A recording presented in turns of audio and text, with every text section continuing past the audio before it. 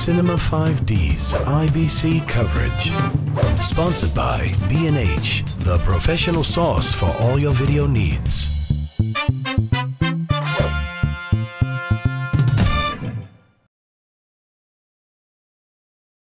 Hi, I'm Clayton, here again for Cinema 5D at IBC in Amsterdam, and I'm here with Soren Phillips, who has been working on the development side of this camera, so we thought it would be really interesting to talk with him about a lot of the details and questions that people have had surrounding this camera.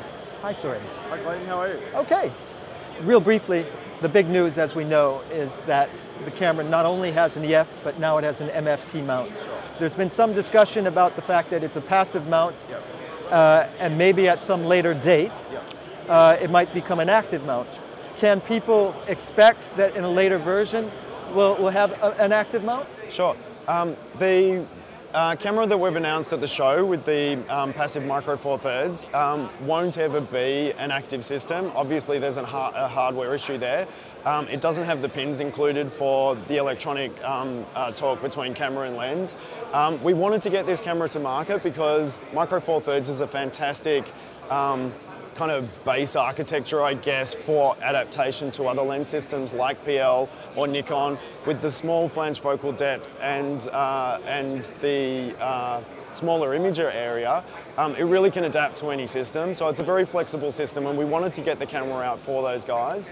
PL was a system that was asked for right from the get-go. As soon as people knew about the camera, they asked, is it going to come in PL? Because we want to be able to match the camera to our more expensive A camera systems. We want to use the same lenses. So it's very important for us to get that out. Okay, and just a question which is probably more on the sales side related to that. There's a lot of people who pre-ordered a Canon mount. Now they want to go to MFT. Will they be able to hold their place in line? How is that going to work? Okay, I know that we have a program in place where, in light of the announcement that we've made at IBC, we want to obviously cater for people's true needs, and if the micro four thirds, if the passive micro four thirds suits them better, I know that we have a policy in place where they can talk to their reseller and negotiate a swap over. I believe it's just that simple, but you might have to confirm that with the sales guys. Okay. Yeah. So let's talk a little bit about the sensor. Sure. Because there's a whole lot of things. Yep. Sensor size, we know in terms of a full frame photographic camera, sure. It's about a 2.3. Yeah. Okay. Yep. Originally you decided to go with EF lenses. Yep. And so we're using the center of the lens. Sure. Well, that raises some questions. Not only is the center the best part and the sharpest part, but it also reveals the faults of the lens. Had you taken that into consideration? Is it something you thought about? Look, the marriage between the sensor size and the lens mount that we chose, or the philosophy behind that, was really that the sensor that is included in the camera is there because it's the sensor that's going to give us the most important things that we want, which is high dynamic range and 2.5K. We knew that shooting 2.5K was going to be the limit for us because shooting 4K was just going to be too difficult to record to disc in a form factor like this in uncompressed RAW. Everything that the camera does is based around RAW. So with that in mind, we were locked into the kind of sensor that we chose to develop. It was somewhat a separate decision to go for the EF mount, and the reason we did that was because it's the widest range of good quality glass out there in the market. So there's a little bit of inconvenience for some people. Some people will go sensor size this, EF mount that, not really a marriage made in heaven. What about wide angle lenses? Yeah, well, I mean, that is an issue, of course. But if we'd bought the camera out as a PL mount, or if we bought the camera out just as micro four thirds, then obviously the camera is going to be less generally accepted. We wanted the camera to be for everyone. There is a slight mismatch between the sensor and lens mount, but there are workarounds as well. Okay, so quick question then about the sensor. There's been some talk about rolling shutter. Is there something that we can compare that to so that people have an idea of what kind of rolling shutter exists on the camera? Being a CMOS sensor and being in RAW with the huge data rates that we're clocking out of the sensor, we have to go with a rolling shutter. We can't go with a global shutter, even though theoretically the sensors are capable of doing it. It's a technical Everest, really. The rolling shutter is not so bad. It's not super sensitive and you don't touch the camera and it jitters all over the shop. You can pan from left to right, depending on the focal length of your lens. You'll barely see it, or it will maybe be a little bit more prominent. It's not so bad though. How would that compare to, say, a 5D Mark III? I personally believe that the rolling shutter is probably a little bit better than the 5D. I haven't spent a lot of time with the Mark III. I'm not sure if there's a huge difference between the rolling shutter of the Mark III and the Mark II. But they're pretty close. They're pretty close. You know, the rolling shutter is there. Rolling shutter is going to be an issue with CMOS sensors, I think, for a little while, you know, across all cameras. Until we hit that, you know, that technical goal of being able to clock out globally. But it really isn't that bad. Okay, an important question, and I know several people have asked this. Why was it decided not to include an O LPF or an anti-aliasing filter in the camera? We did look at it. Obviously, there's going to be a point where you get one frequency of detail hitting the frequency of the resolution of the sensor. You'll get a degree of moire. We certainly looked at it, but there's no sharpening applied in the camera at all, and we felt like the moire that did exist was acceptable, and we wanted to get the camera to market. Wouldn't that moire, if it does exist, and admittedly maybe it's a small amount, be exaggerated by the Prores output?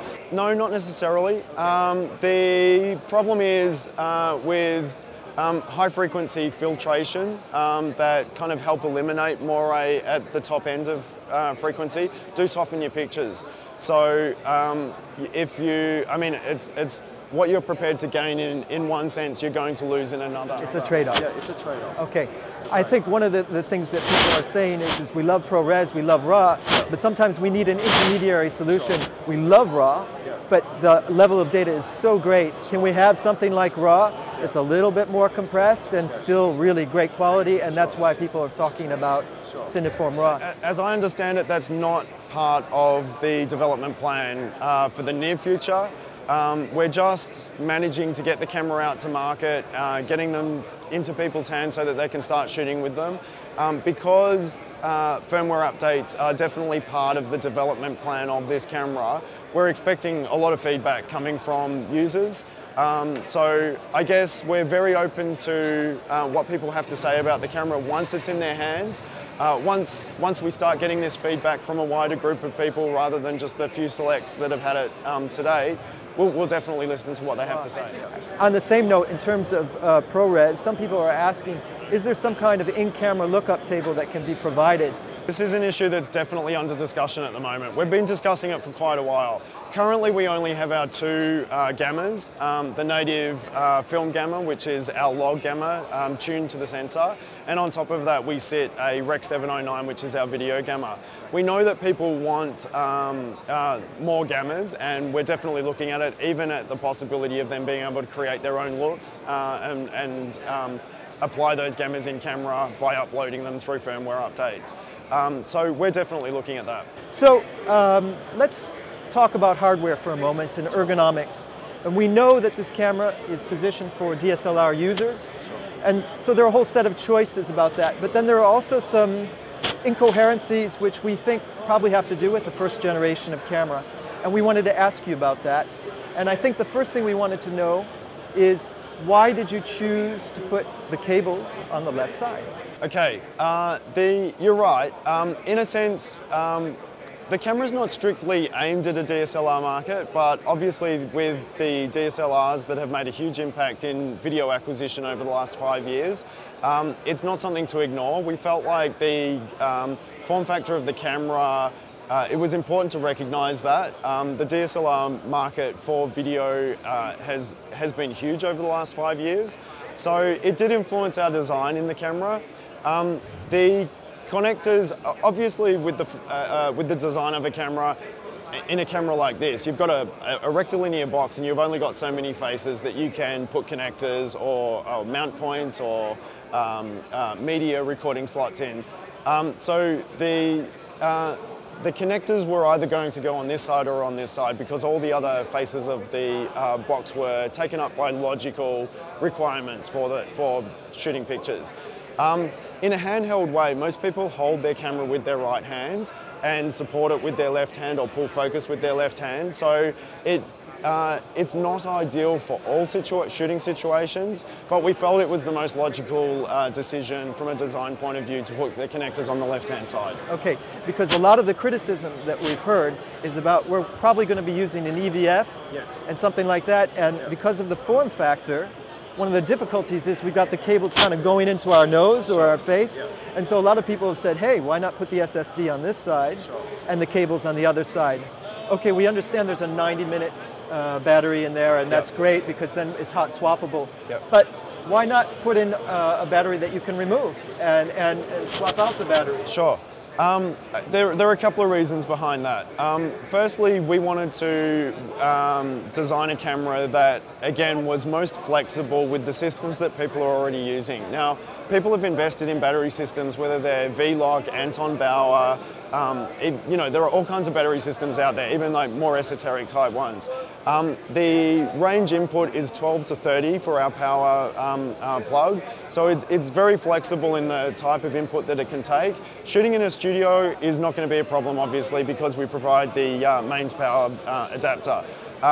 You can pull the plug even during record and not drop frames, go off and shoot for 90 minutes, come back and reattach to a mains power supply or a battery system that you already have. So we feel like it's a fairly flexible system.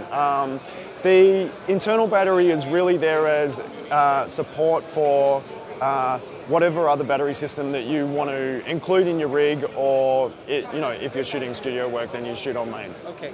We know that Grant Petty has talked about this being something as a step up for DSLR users. One of the realities of DSLR users is that they all have HDMI out of their cameras.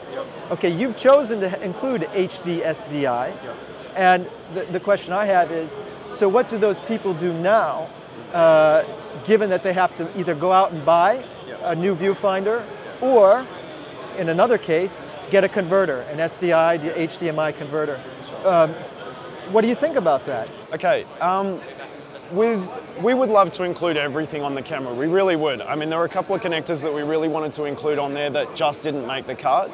HDMI is one thing that we would like to include, but we have limited space for connection on the side of the camera. Our gear has always been biased towards professional standard HDSDI BNC connectors.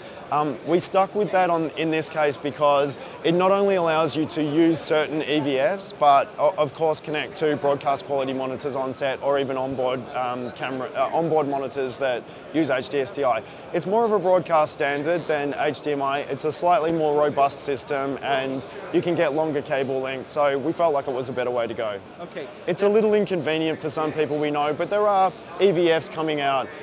If the camera does well, I think you'll see a lot more play in that market and maybe prices come down for HDSDI EVFs. Okay, so that said, a solution that a lot of people are going to go to is some kind of converter, SDI to HDMI, okay? You have a battery-powered converter, okay? The question I have is, in thinking about this, if those people naturally go towards a Blackmagic converter, which is not very expensive, one of the things we noticed is there's no mounting points on the converter. So how do they get that on their rig? Yeah, understand. Look, the converters that from HDSDI to HDMI weren't really made for the camera system. With all of these parts coming together, I guess it's something that we'll certainly look at. This is made more for a live broadcast or general kind of you know, broadcast environment. So they weren't really made with the camera in mind. And certainly if they were made with the camera in mind, we would be putting the connectors on them. It's something that we'll probably look at in the future. That's really interesting. Yeah. Okay. I believe that there's the possibility of LAN control. There is. So LAN Controller is a 2.5-inch jack. Works with Bebop, Manfrotto LAN controllers. We can control roll, so start, stop, focus, and iris. Okay, but we're actually talking about something that's kind of old technology in a way. It's not very quick with the lenses. Look, I haven't spent a lot of time with the LAN control. It's certainly a requisite for some people. It's very handy for kind of more multicam live productions. I mean, this is not a multicam system. There's no gen lock on the body. It was something we very much wanted to include on the camera. It just, we had to cut it because of the size. The size of the body was more important to us. Last thing, Blackmagic decided to produce an accessory, the bullhorn, I guess they call it, which basically is a Captain Stubelin style support. And the question I have is if we've got both hands on the handles, how do we change the screen? Yeah, look, I guess the handles have been designed in terms of operation for really guerrilla style filmmaking. It's definitely not for everybody. I think the guys that look at the handles and see it on the cameras will know whether it's for them or not. Yes, it does. I mean, it's definitely a left-hand, right-hand type operation. Obviously, once you're rolling, you can pick the camera up with both handles. But in most operations, you need, one hand free to focus your lens or, push the buttons. But it's as much a kind of, I guess, a protective cage in rough situations as it is, for like an ergonomic grip. Okay, because we know that one manufacturer has decided to integrate a LAN controller in the handle. Yes. And we thought, well, why not have Blackmagic do something like that? It was part of early discussions on the handle design. We decided to forego the electronics in the handle just to make it a much cheaper accessory. Yes, the stabilizing aspect of many Canon lenses, Sigma lenses, third-party manufacturers. Is that active with your camera? It is, yes. It's not currently included in the firmware here. We're working on it. We've had it working. It's yet to be rolled out in a future firmware upgrade. I think it'll be in the next one. Let's talk about software for a moment. Okay. Some people have mentioned some things. One thing is that we're not able to see what aperture we're at. That's definitely coming. We've been working hard on that for a number of months.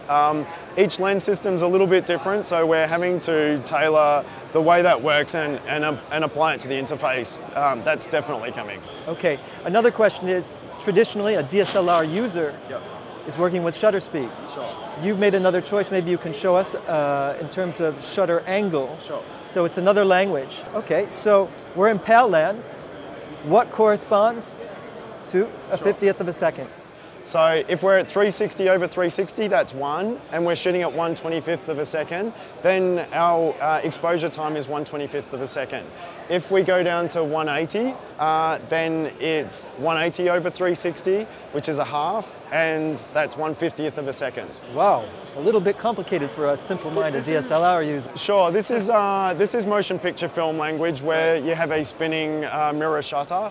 The spinning mirror shutter is measured in angles. Okay, so a really important question, and this is something that's come up, is we're going from NTSC to PAL to another standard in Asia, but we've noticed a few scan lines. Maybe we can go back to the image. Some people were saying actually we're getting scan lines at a 30 frames per second. Right. And it's kind of an issue, and I understood in Asia there were some issues. Are you planning on including a few more shutter angles to deal with those kind of questions? Definitely. Some of the increments in a lot of the camera settings are very basic. We go from 3200 to 4500 to 5K, 5600, 6500 and 7500 in the white balance settings. There'll be a few more of them in. There may well be some different ASA settings as well. Certainly the shutter angles, we'll look at including whatever's needed for the market. Yes, definitely. Okay, why are there no audio meters or exposure indicating Sure. kind of meters? As far as audio metering goes, we know that we can't run a camera without audio meters, visual audio meters on there, and we're looking at implementing them for the next firmware upgrade, or the next 2 firmware upgrades. So really what we're talking about is tweaking these things out so that we get the kind of tools, maybe a waveform monitor, something like that, something that can go on screen at the same time. Yeah. The whole histogram waveform monitor, yeah, sure. There's a debate going on there. In the interim, I know it's not convenient for everybody in every shooting situation, but the camera does ship with ultrascopes, and connected to a Mac, we do have very accurate broadcast quality 10-bit scopes that include all of those meters. So I guess until we work out these issues, if people take along their Thunderbolt laptops, they get those broadcast quality scopes. Okay, if they don't, let's say they're working on their shoulders. Sure. What do they do to judge exposure on the camera? Okay. As I mentioned before, we have zebras. The zebras are accurate, so you can set them to wherever you like. If you're used to working at zebras set at skin tone, then you set them to whichever skin tone you want. I like to set them to 100% so I know what my limits are. I know that black's black. Sure.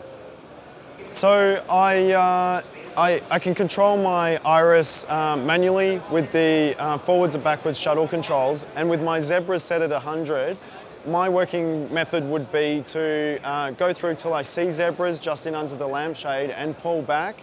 Now I see no zebras except for the LEDs at the side, so I know that the shot is all within range, I'm not clipping anything. If you set the camera to 100% zebras and you set your iris or your aperture to the brightest pixel on screen to just below clip, then you know you're getting your 13 stops of dynamic range. In this case, we have, with the native ISO of 800, we have 5 stops overexposure and 8 stops underexposure. So the bias is towards the bottom end. Okay. When we adjust that, we're going up 1 notch or down 1 notch. So we're compressing either the bottom range or the top range a little bit. What happens at 1600? How's the noise? What happens to the dynamic range, for instance? Sure. Obviously, when you push it from 800 to 1600 one stop, you're going to get a tiny little bit more noise. This is a very subjective thing. Like, is it acceptable noise? We feel it's totally acceptable noise.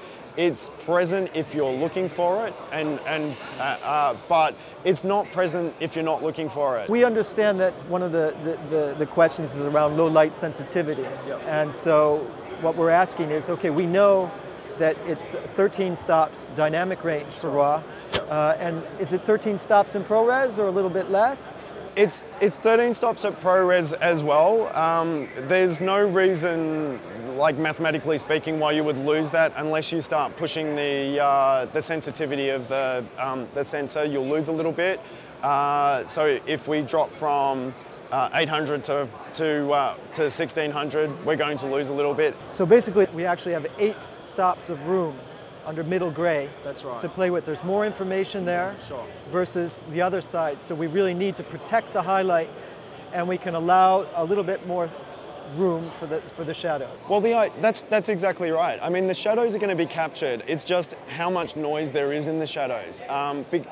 Once the highlights are lost, they're gone forever. You can't recover them. So if they're white, they're clipped, they're just gone forever.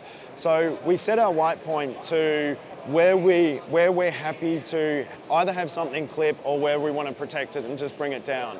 Because we've now set our 2 parameters, our black is always where it's going to be, and we've set our limit up at white, then we can play with those 12 bits of data in Resolve and really make the image look the way we want it to look. You know, I thank you guys for being so open. Cheers. A lot of customer feedback. I see you responding. The MFT mount, that was a surprise for everyone. Like the camera was a surprise. So to us, it says you're listening. Yeah. So thanks again. Nice to talk to you. Pleasure. Cheers.